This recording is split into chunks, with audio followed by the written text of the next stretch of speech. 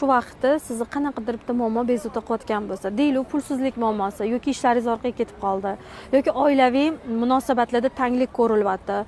Masalan, biznes egalari bo'lsa, bizneslari orqaga ketib qoldi. Ishim yurishmayapti, bozorim bo'lmayapti.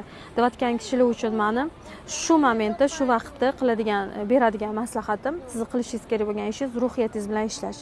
E'tiboringizni ruhiyatingizga qaratish. Chunki ruhiyatga e'tibor qaratmasdan boshqa chorangiz yo'q. Chunki sizni hozir pulingiz yo'q. Chunki hozir sog'lig'ingiz yo'q. Chunki hozirda yo'q-da, hamma narsa yo'q, lekin bitta narsani shu mahalda bitta narsani topsa bo'ladi. U ham bo'lsa, ruhiyatga e'tibor qaratish. Agar ruhiyatingizga e'tibor qaratsangiz, buni qilish sizdan pul talab qilmaydi. Buni qilish sizdan bir kimnidir yordamini talab qilmaydi.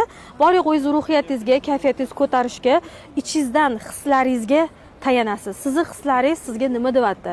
Sizni hislaringiz nima xohlayapti?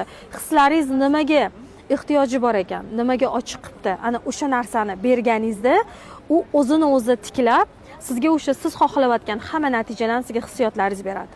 Shuning uchun tang ahvolda qolganda birinchi bo'lib e'tibor qaratish kerak bo'lgan jihat bu hissiyotlar bilan ishlash.